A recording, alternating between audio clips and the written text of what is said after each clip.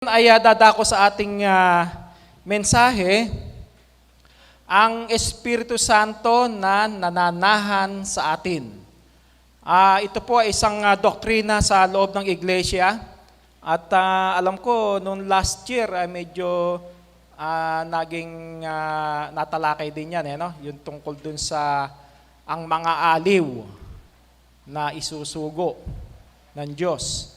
So halos yun din, yung mga aliw, yun yung Espiritu Santo. Ngayon naman, yung Espiritu Santo na nananahan sa atin. So ito po ay isang doktrina sa loob ng iglesia tungkol sa pagkakakilanlan kung sino nga ba yung Espiritu Santo. So andito maliwanag naman ang Espiritu Santo na nananahan sa atin. So ibig sabihin, lahat tayo merong sangkap noong Espiritu Santo. So muli, sasabihin ko sa inyo na, lalo na kung meron pong mga hindi pa member ng iglesia na narito, at sa mga nakikinig din online, ay hindi po tayo umaatake, no, ng pananampalataya ng iba, kundi ang itinuturo natin yung doktrina sa loob ng iglesia base sa banal na kasulatan. Kasi maraming paniniwala, iba't ibang paniniwala tungkol sa Espiritu Santo. Ang paniniwala ng iba, ang Espiritu Santo, siya ay isang persona. No? At sa Trinity nga, ang paniniwala ng mga Trinitarian, yung Ama at yung Anak at yung Espiritu Santo, tatlong persona. Pero naging isang Diyos. Yon. So, titingnan natin, yun nga po bang Espiritu Santo ay persona? Sapagkat ang pananampalataya natin, base sa banal na kasulatan, ang Espiritu Santo ay hindi persona. Pero ang pananampalataya ng mas nakararami, ito ay persona. Bakit? Ano ang mga dahilan nila? Ang Espiritu Santo nasusugo. Ang Espiritu Santo nagtuturo. Ang Espiritu Santo nagpapaalala. Di ba parang Espiritu Santo siya? Ay para siyang persona. Sinusugo, nagtuturo, nagpapayo. Di ba? Yan ang Espiritu Santo. No? Kung ganon, pag ibig sabihin, pagka nagpapaalala, nagtuturo, persona na. Ang sabi ni Apostol Pablo tungkol sa pag-ibig, ang pag-ibig ay mapagpahinuhod, ang pag-ibig ay hindi nananaghili, ang pag-ibig ay hindi nagmamapuri, ang pag-ibig ay hindi nag-uugaling mahalay. So, kung ating tapansinin, persona ba yung pag-ibig? Hindi, di ba? Pero, nandoon din yung sinasabi ni Apostol Pablo, ang pag-ibig hindi nag-uugaling mahalay, hindi hinahanap yung kanyang sarili, hindi siya nayayamot. Hindi ibig sabihin, persona yung pag-ibig. Gayon din naman yung Espiritu Santo. Na Espiritu Santo, nagtuturo, nagpapaalala, pero hindi ibig sabihin ito ay isang persona o merong isang kalagayan na tulad ng Ama. May kalagayan, na tulad ng anak na may isang kalagayan. Ang Espiritu Santo ay hindi persona. Ano ang katunayan niyan? Sa Lucas 24:49, at narito, ipadadala ko sa inyo ang pangako ng aking Ama. Datapwat magsipanatili kayo sa bayan, hanggang sa kayo'y masangkapan ng kapangyarihang galing sa itaas. No? Merong pangako ang Panginoong Kristo doon sa kanyang mga alagad. Nahintayin yung isasangkap na yon, yung ibibigay ng Diyos. Yun yung kapangyarihang galing sa itaas. Alin yung kapangyarihang galing sa itaas na yon, na isasangkap sa kanila? Nung dumating yung araw ng Pentecostes, sa Acts 2:4, at biglang dumating mula sa langit ang isang ugong na gaya ng isang humahagibis na hanging malakas.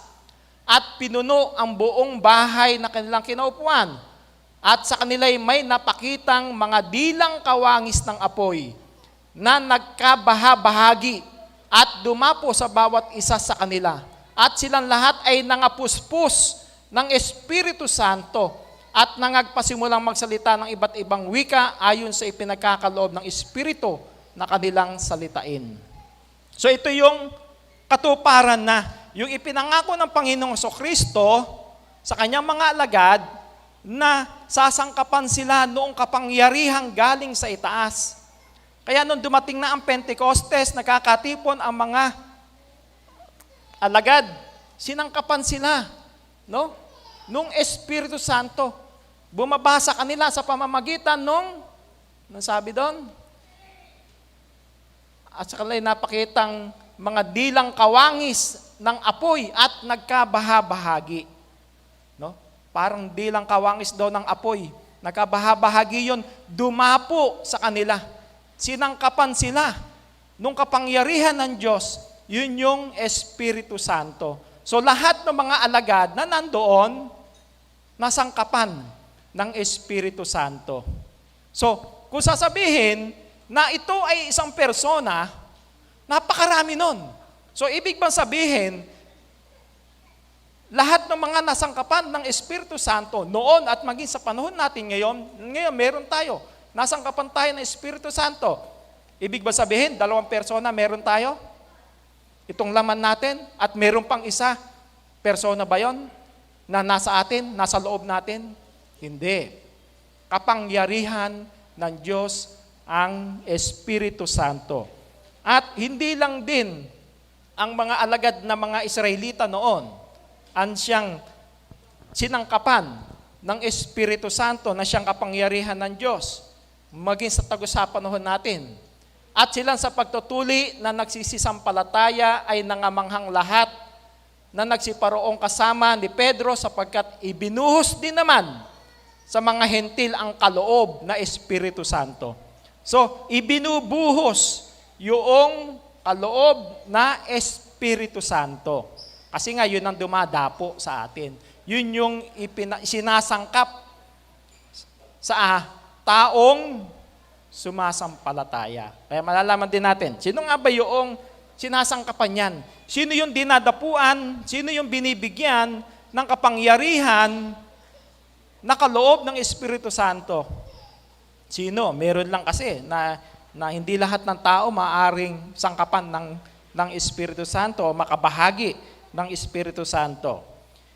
At ganoon din, kung ating titingnan, kung pag-aaralan na sinasabing ang Espiritu Santo ay persona, gaya ng pananampalataya ng marami, hindi po ito isang persona, kundi talagang kapangyarihan ng Diyos. Kasi kung ang Espiritu Santo ay persona, kinakailangan meron din siyang luklukan doon sa langit. Di ba? Kung persona ito, kasi sa pananampalataya nga ng iba, na yung Ama, Anak, Espiritu Santo, tatlo. No? Tatlong persona, di dapat tatlo rin yung nandoon sa luklukan. Tatlong luklukan din ang nandoon sa langit. Pero ano ang sabi? Ilan ang nakita ni Esteban doon sa langit? Datapot siya palibhasa ay puspos ng Espiritu Santo. Si Esteban po ito, no? Nung siya ay pagbabatuhin, no? At malapit nang mamatay. Datapot siya ay palibhasa ay puspos ng Espiritu Santo ay tumitig na maigi sa langit. At nakita niya ang kaluwalhatian ng Diyos at si Jesus na nakatindig sa kanan ng Diyos. Wala po ditong nakita si Esteban na Espiritu Santong kasama doon na nakatindig sa kaliwa naman ng Diyos. Wala namang ganon. O nasa tabi ng Panginoong Kristo. At marami tayong mababasa sa banal na kasulatan na dalawalay luklukan na nandun. Nakaupo, wika, si Kristo sa kanan ng luklukan ng Diyos. Nakaupo rin ang Panginoong Kristo. Dito naman, mababasang nakatayo, nakatindig sa kanan ng Diyos.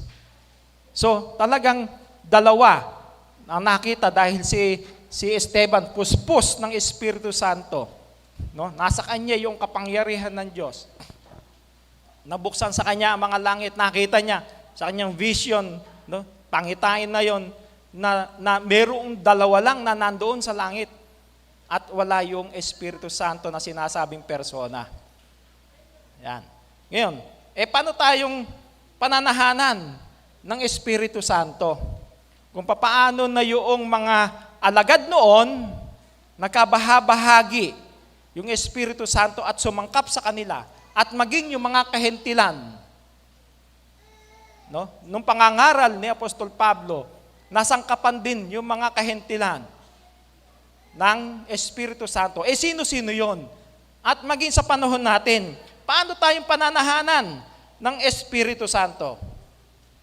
Ephesians 1:13, nasa kaniya'y kayo rin naman, pagkarinig ng aral ng katotohanan ng ebanghelyo ng inyong kaligtasan, nasa kanya rin naman mula nang kayo'y magsisampalataya, ay kayo'y tinatakan ng Espiritu Santo na ipinangako.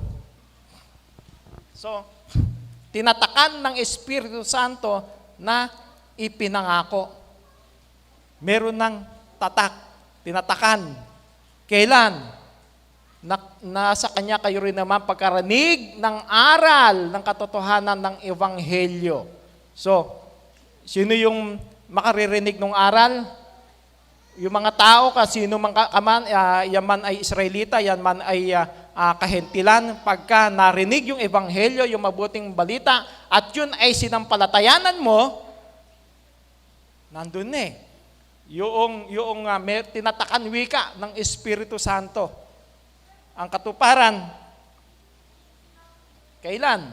Acts 2:38. At sinabi sa kanila ni Pedro, mangagsisi kayo at mangagbautismo ang bawat isa sa inyo sa pangalan ni Jesucristo sa ikapagpapatawad ng inyong mga kasalanan at tatanggapin ninyo ang kaloob ng Espiritu Santo. So doon tinanggap. Tayong lahat na narito ngayon na nagdaan na sa bautismo, nagdaan doon sa salita ng Diyos na ating sinampalatayanan, tinanggap natin, nagsisi tayo sa ating mga kasalanan at tayo binautismuhan, tinanggap natin yung kaloob ng Espiritu Santo. Kaya pamaya, yung bautismuhan pamaya, ang dalawa, ganyan din ang mangyayari. Ano? Pagka na-receive, natanggap yung bautismo, tatanggapin yung kapangyarihan na yon, yung kaloob ng Espiritu Santo. Tulad ng nangyari doong sa panahon na nagmimisyon si Felipe. Nagmimisyon si Felipe noon At maging itong si Simong nagpapahanga, si Simong nanghuhula, nanampalataya rin noong si Felipe na ang mangaral. No? At ano yung tinanggap nila? Datapwat na magsipaniwala sila kay Felipe na nangangaral ng mabubuting balita tungkol sa kaharian ng Diyos at sa pangalan ni Jesucristo, ay nangabautismuhan ang mga lalaki at mga babae. At si Simon man ay naniwala rin. At nang mabautismuhan na, ay nanatili siyang kasama ni Felipe. At nang makakita ng mga tanda at ng mga dakilang himalang ginawa, ay napahanga siya. Nang mabalitaan nga ng mga apostol na nasa Jerusalem na tinanggap ng Samaria ang salita ng Diyos, ay sinugon nila sa kanila si Pedro at si Juan. Nang sila'y makalusong, ay ipinanalangin nila sila upang kanilang tanggapin ang Espiritu Santo, sapagkat ito'y hindi pa bumababa sa kanino man sa kanila, kundi sila'y nangabautismuhan lamang sa pangalan ng Panginoong Hesus, na magkagayoy ipinatong sa kanila ang kanilang mga kamay at kanilang tinanggap ang Espiritu Santo. So talagang tinatanggap yung Espiritu Santo. So sa punto na yan, yung mga nabautismuhan ni Felipe, hindi pa tumatanggap ng Espiritu Santo. Kaya isinugo sila Pedro at si Juan, at nung sila ipanalangin, doon pinatong sa kanila yung kamay, doon nila tinanggap yung Espiritu Santo. Yun yung kabuuan na noong bautismo na tinanggap ng mga taga Samaria. At maging itong si Simon na manggagaway, nagpabotismo din, naniwala din. No? Kasi nakita niya, bumaba yung Espiritu Santo, sumangkap doon sa mga nabotismuhan, sa mga pinanalangin na yon. So, pinakikita natin na ang Espiritu Santo talagang ipinagkakaloob ng Diyos sa lahat ng sumasampalataya at tumanggap noong mahalagang bautismo.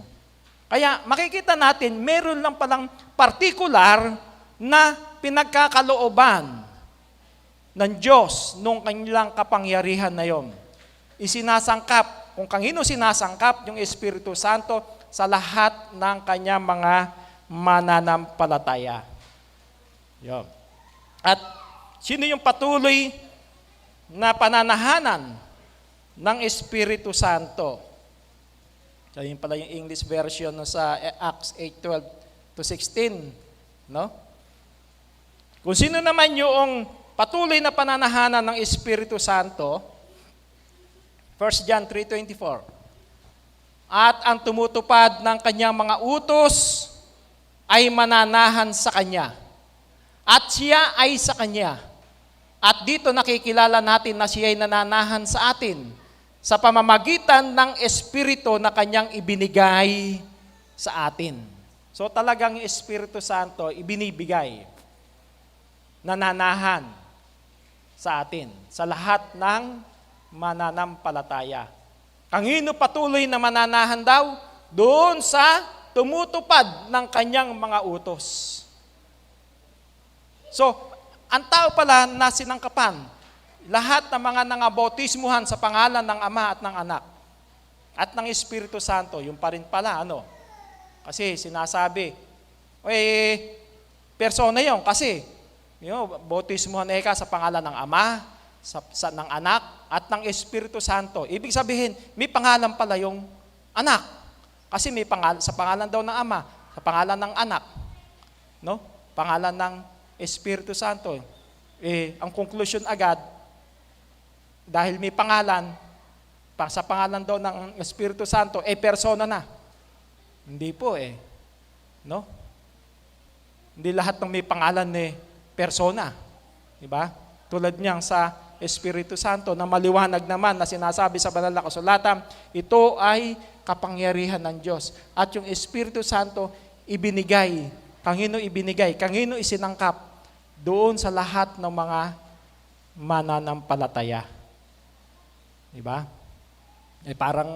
Parang sinabi lang na, di ba, sa batas, di ba? Hinuhuli kita. Kung halimbawa may nagkasala, hinuhuli kita sa ngalan ng batas. Ibig ba sabihin, sa ngalan ng gobyerno, yung bang sabihin, yung bang gobyerno, yung bang batas, persona? Hindi. Kapangyarihan ng gobyerno para humbulin ng mga taong nagkakasala. So, ganun din naman yung Espiritu Santo. Ito hindi isang persona, kundi kapangyarihan galing sa itaas na isinasangkap, ibinibigay sa lahat ng mga sumasampalataya. At kanino rin ibinibigay ng Diyos yung Espiritu Santo? Next mo nga. Natapos na rin Sa Acts 5:32, at kami mga saksi ng mga bagay na ito, at gayon din ang Espiritu Santo na siyang ibinigay ng Diyos sa nagsisitalima sa Kanya. Doon ibinibigay yung Espiritu Santo, yung mga nakasasangkap, yung pinagkakalooban ng kapangyarihan ng Diyos na siyang Espiritu Santo para lang doon sa lahat ng tumatalima sa Diyos. Ibinibigay daw ng Diyos sa nagsisitalima. Bibigyan ba ng Diyos kung hindi tumatalima sa Kanya? Bibigyan ba ng Diyos kung hindi tinutupad yung Kanyang salita? Bibigyan ba ng Diyos ng Espiritu Santo, kapangyarihan ng Diyos, kung wala naman doon sa loob ng iglesia na hindi tinanggap yung ebanghelyo ng ating Panginoong Kristo?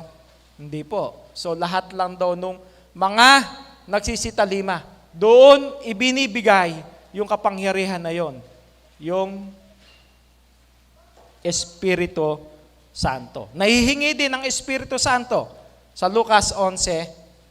Paki-next mo nga. 11:13. Kung kayo nga, bagaman masasama, ay marurunong mangagbigay ng mabubuting kaloob sa inyong mga anak, gaano pa kaya ang inyong Ama sa kalangitan na magbibigay ng Espiritu Santo sa nagsisihingi sa Kanya. So nahihingi po yung Espiritu Santo. Nahihingi sa Diyos. Diba? Nahihingi sa Diyos. Sino binibigyan ng Diyos ng Espiritu Santo na humihingi? Yung tumatalima, siyempre. Pero humihingi man ang isang tao nung kapangyarihan galing sa itaas, kung hindi naman siya tumatalima, hindi siya sumusunod, hindi siya tumutupad sa salita ng Diyos, hindi sa kanya ibibigay yun. Diba? Maliwanag kung saan inuutos to. Diba? Kung saan inuutos, dapat mong gawin yung lahat ng bagay na yan. Sa mga bautismo, sa habilin, lagi natin nababanggit yung Esdras 7:23. Ano mang inutos ng Diyos ng langit, gawing lubos sa bahay ng Diyos ng langit. Merong isang bahay, merong bahay ang Diyos na dapat mong pagganapan. Nung ano man daw inuutos ng Diyos ng langit, may inuutos ang Diyos, doon mo daw sa bahay ng Diyos dapat gawin. Ang bahay ng Diyos, iglesia ng Diyos. Ayon kay Apostol Pablo, 1 Timoteo 3:15. Iglesia ng Diyos, ang bahay ng Diyos. Kaya, kung ikaw ay tatalima, kung hihingi ka ng Espiritu Santo, humingi ka, kailangan nandoon ka. Pumunta ka sa loob ng bahay ng Diyos, sa loob ng iglesia ng Diyos. Ibibigay yan, Espiritu Santo. Kaya tayo, lahat ng mga tumanggap, lahat ng humingi, lahat ng pinagkalooban ng Espiritu Santo, tahanan na tayo ngayon ng Diyos, no? Sa pamamagitan ng kanyang kapangyarihan ng Espiritu Santo. 1 Corinto 6:19, o hindi ba ninyo nalalaman na ang inyong katawan ay templo ng Espiritu Santo na nasa inyo na tinanggap ninyo sa Diyos at hindi kayo sa inyong sarili. No? Kaya tayo, hindi tayo dapat nga, sabi ng Panginoon, hindi na tayo dapat mabuhay sa ating sarili. Sabi ni Apostol Pablo. Kundi ang ikinabubuhay ko ngayon wika sa pananampalataya ay sa pamamagitan ng anak ng Diyos. Sa pamamagitan ng ating Panginoong Kristo. Kasi pinagkalooban na tayo ng Espiritu Santo. Kaya hindi na tayo dapat mabuhay nung ayon sa ating sariling kagustuhan. Diba? Kaya kung minsan, pagka mayroon tayong sa mga gawain, alam mong masama, no? Ayaw mong gawin Nakukonsensya ka pagka nagawa mo, may nagawa kang kasalanan. Kasi mayroong nagdidikta sa iyo na Espiritu Santo, huwag mong gawin yan, ito ang gawin mo, yung mabuti. Diba? So, maliwanag sa banal na kasulatan na ang nananahan sa bawat isa sa atin ay hindi isang persona, kundi kapangyarihan ng Diyos. Yun ang Espiritu Santo. So, lahat tayo, maliwanag sa banal na kasulatan, mga natalakay natin, ang pinagkakalooban ng Espiritu Santo o kapangyarihan ng Diyos, lahat ng mga sumampalataya, yung mga nagbautismo, saang ginanap sa iglesia ng Diyos, doon daw dapat gawin, sinangkapan ng Espiritu Santo o kapangyarihan ng Diyos. So, lahat tayo, mayroong sangkap na Espiritu Santo. Yun yung kaloob sa bawat isa sa atin ng Diyos at ng Panginoong Kristo. Tulad ng ipinangako ng Panginoong Kristo sa kanyang mga alagad noon. Hintayin ninyo, yung bibigyan kayo ng mga aaliw. Hintayin ninyo, sasangkapan kayo nung kapangyarihang galing sa itaas. At yun ay natupad. Nagkaroon ng katuparan nung tayo ay mga bautismuhan. Kung tayong lahat mayroon ng kapangyarihang galing sa Diyos na Espiritu Santo, ang sabi, kailangan manatili tayo yun daw nananatili sa turo't aral ng Diyos, yun ang pinananahanan ng Espiritu Santo.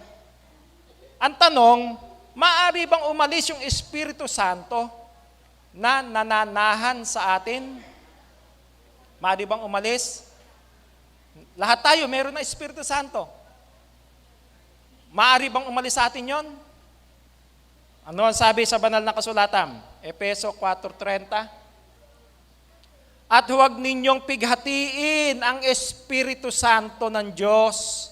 Nasa Kanya kayo'y tinatakan hanggang sa kaarawan ng pagkatubos. Ano ibig sabihin ng huwag ninyong pighatiin? Ayan, And do not make God's Holy Spirit sad, upset, grieve. Di ba? Huwag mong palungkutin huwag mong pighatiin yung Espiritu Santo na nasa atin. Bakit? Kailan ba napipighati? Yung Espiritu na nasa atin, naninirahan sa atin. Kapag tayo'y hindi sumusunod sa utos ng Diyos, kapag tayo'y gumagawa ng mga bagay labag sa kalooban ng Diyos, kapag ang ginagawa natin, yung gawa ng kadiliman o ng dyablo, ng masama. Di ba, meron dalawang gawa ng sanlibutan. Yan yung gawa ng mga laman. Pagka yung mga gawa ng laman na yan, gawa ng sanlibutan, ang siyang ginawa ng tao, mga kahalayan, mga masasamang pita, diyan napipighati ang Espiritu Santo. Nalulungkot yan. No? Kaya nga kumisan, pagka mayroong isang kapatid na ganyan, ang nangyayari, pagka panayang gawa na ng masama, iniiwanan ng Espiritu Santo. Umaalis na ang Espiritu Santo. Umaalis din yan. Kasi pinagkaloob lang ng Diyos sa atin Kapag ka napighati ang Espiritu Santo at hindi siya ang nananaig sa buhay mo, hindi yung Espiritu Santo ang siyang sinusunod mo, kundi yung gawa ng laman, sarili mong kagagawan, sarili mong kagustuhan, ang ginagawa mo, doon napipighati at umaalis ang Espiritu Santo. Gaya na nga nasabi ni si Haring David o dito sa 51:10-11 o si Haring Solomon, likhaan mo ako ng isang malinis na puso, O Diyos, at magbago ka ng isang matuwid na espiritu sa loob ko. Huwag mo akong paalisin sa iyong harapan. At huwag mong bawiin ang iyong santong espiritu sa akin. Binabawi ng Diyos. Babawiin ng Diyos ang Espiritu Santo na ipinagkaloob sa atin kung pinipighati mo yung Espiritu Santo. Kung gumagawa ka ng mga masama, kung hindi mo sinusunod yung kalooban ng Diyos, baka yung doktrina sa loob ng iglesia, imbis na sundin mo, nilalabanan mo. Diba? Babawiin sa iyo ang Espiritu Santo. So, mapanganib din pala pagka hindi nanatili ang isang tao sa paglilingkod sa Panginoon. Maaring umalis yan. Diba? At kung kailan yung mga bagay o mga gawa, kung kailan babawiin yung Santong Espiritu na yan, kapag ka gumagawa ka ng masama. At ang sabi rin sa Hebreo 10:38, ngunit ang aking lingkod na matuwid ay mabubuhay sa pananampalataya. At kung siya ay umurong, ay hindi kalulugdan ng aking kaluluwa. Hindi kalulugdan. Pagka umatras ka na, pag umurong ka na sa paglilingkod sa Diyos, hindi ka na nanatili sa turo't aral ng Diyos, babawiin na rin niya yung Espiritu Santong isinangkap sa iyo. Di ba? Tulad din nung binasa kanina sa Bible study, sa 4:6 ng Hebreo, sapagkat tungkol sa mga minsan naliwanagan at nakalasap ng kaloob ng kalangitan at nakabahagi ng Espiritu Santo. So meron na, nakabahagi na ng Espiritu Santo. Ano?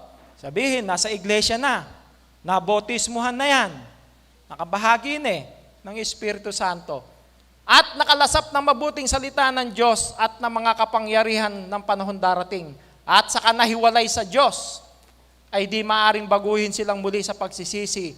Yamang kanilang ipinapakong muli sa ganang kanilang sarili ang anak ng Diyos at inilalagay na muli siya sa hayag na kahihiyan.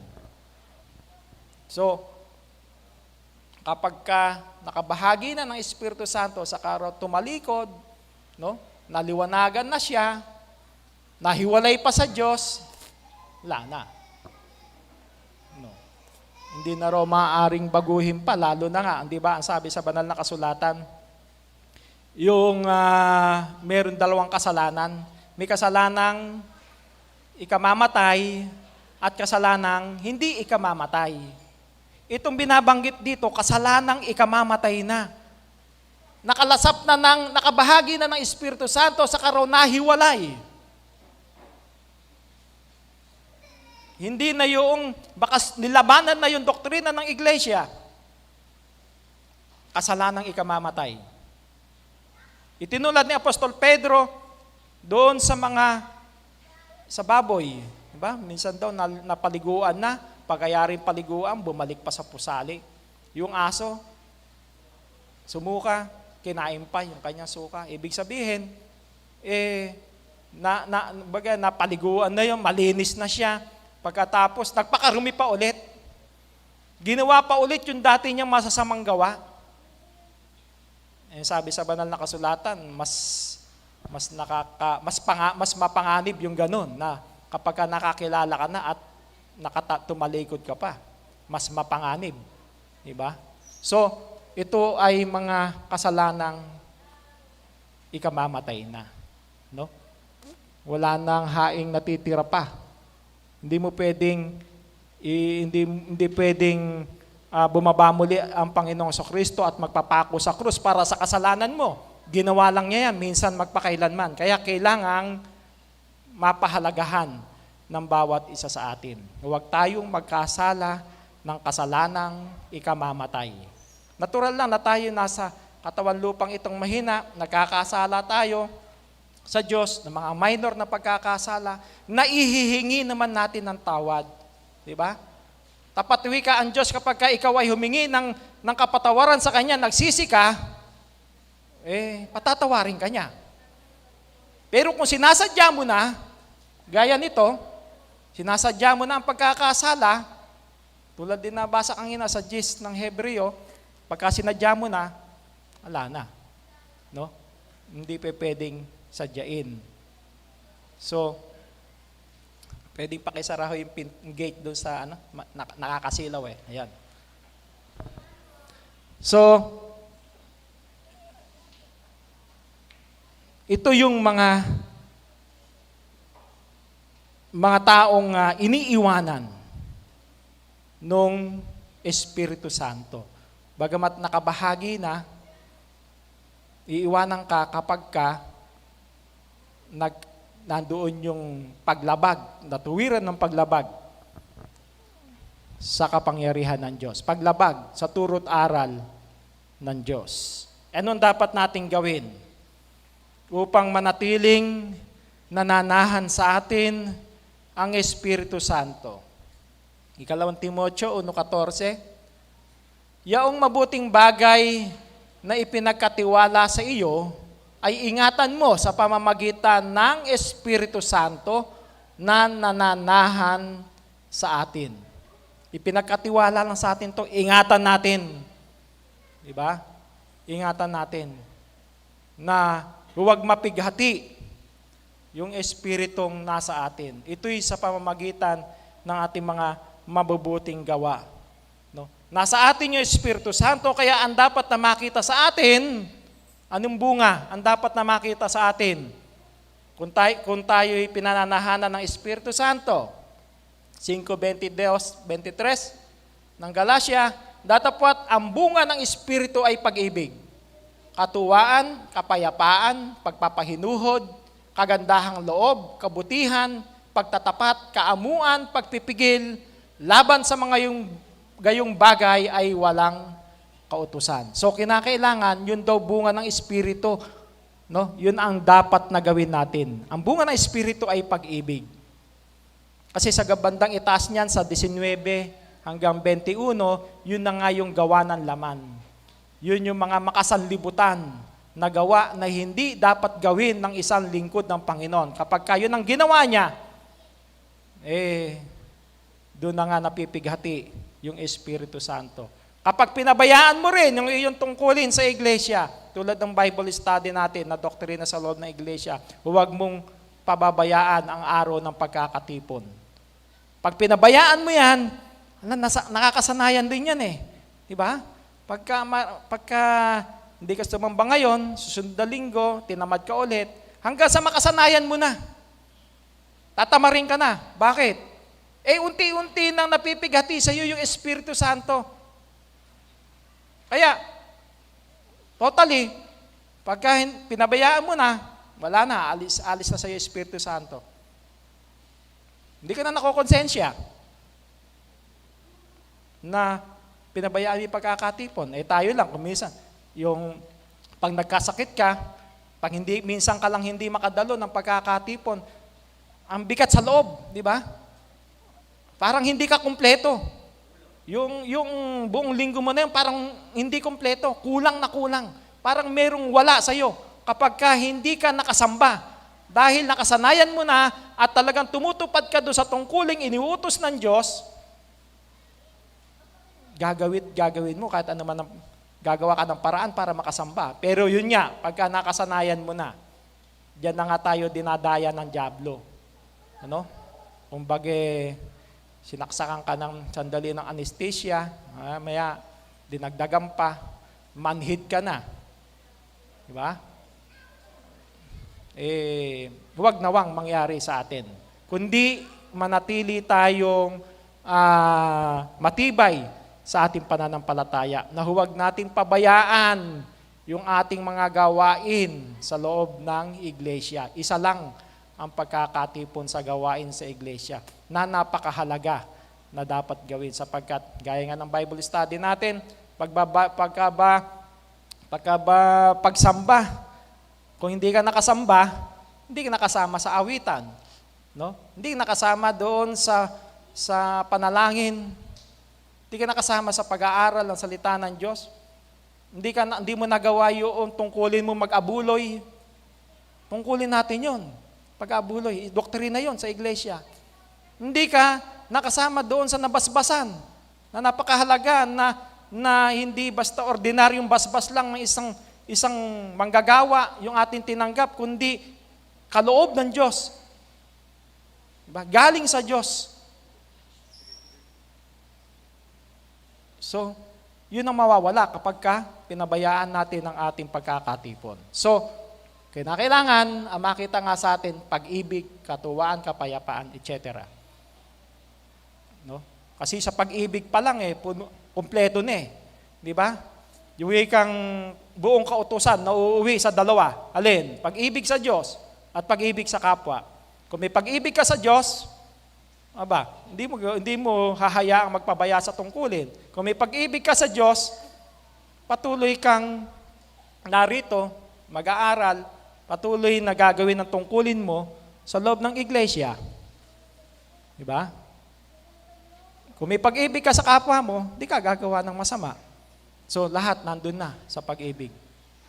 At yun ay bunga ng Espiritu na dapat na makita sa bawat isa sa atin.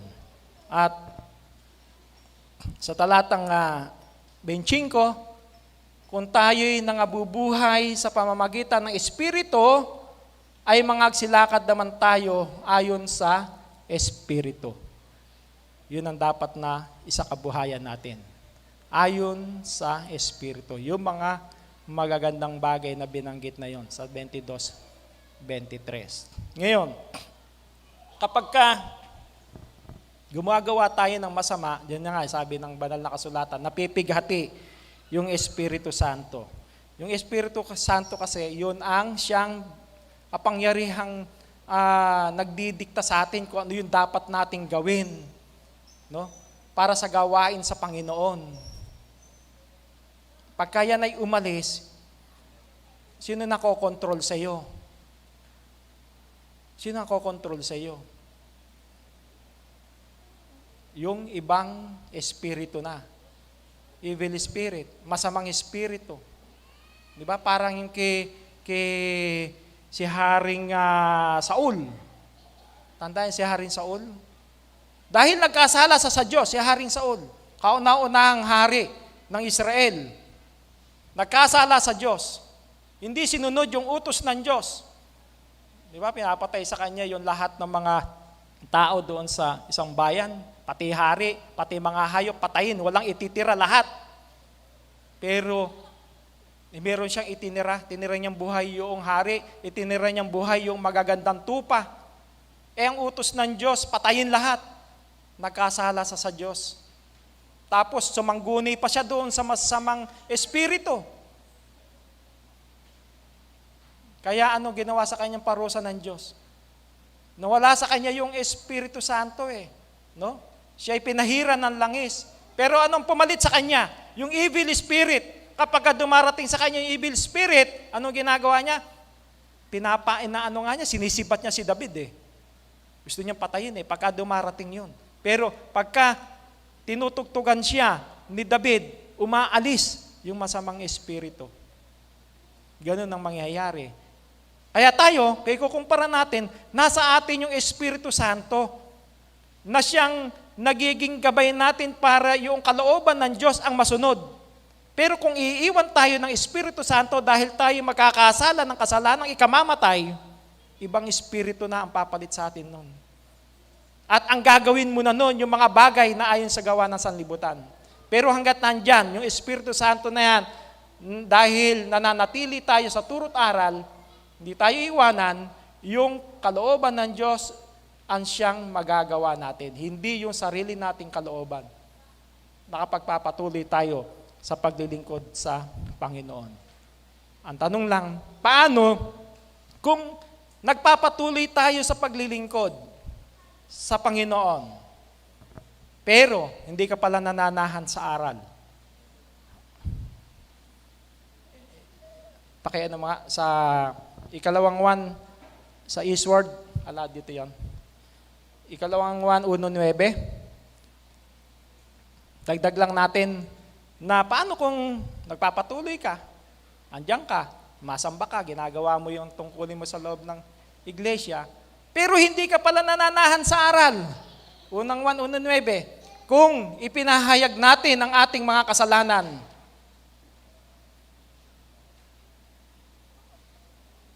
kung ipinahayag natin ng ating mga kasalanan ay tapat at banal siya, na tayo'y patatawarin sa ating mga kasalanan at tayo'y lilinisin.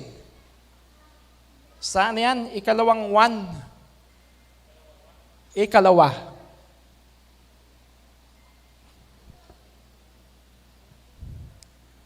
Ang sino mang nagpapatuloy at hindi nananahan sa aral ni Kristo ay hindi kinaroroonan ng Diyos. Ang nananahan sa aral ay kinaroroonan ng Ama at gayon din ng anak. Di ba? Yung hindi daw nagpapatuloy ka man daw, pero hindi ka nananahan sa aral ni Kristo, hindi ka kinaroroonan ng Ama. So, kinakailangan nananahan tayo dun sa aral. Diba? Kung ano yung mga doktrina sa loob ng iglesia, na ayon sa banal na kasulatan, yun ang ating sundin. Pero kung yung mga doktrina ng iglesia, tulad ng pagkakilala sa Ama at Anak, Trinity pala ang iyong pagkakilala, yung palang Espiritu Santo persona pa rin na isang Diyos, isang Diyos, yung tatlo na yon. Ang sabi, yun daw nagpapatuloy at hindi nananahan sa aral ni Kristo, hindi kinaroroonan ng Diyos. Ang nananahan sa aral ay kinaroroonan ng Ama at gayon din ng Anak. So, kinakailangan, nagpapatuloy tayo, nananatili tayo sa turo't aral ng Diyos ayon sa banal na kasulatan. At mayroong halaga yung bawat gawa natin na yun, gaya ng nabasa kanina sa 15:58 ng Korinto, may halaga sa Diyos yung ating mga gawa sa Kanya. At ang kapalit niyan, yung pangako niya na buhay na walang hanggan. Hanggang dyan po mga kapatid, at isang magandang tanghali po sa ating lahat at maging sa mga kapatid na mga naka-online at sa mga kapatid na nasa iba't ibang mga bansa. Isang magandang tanghali po.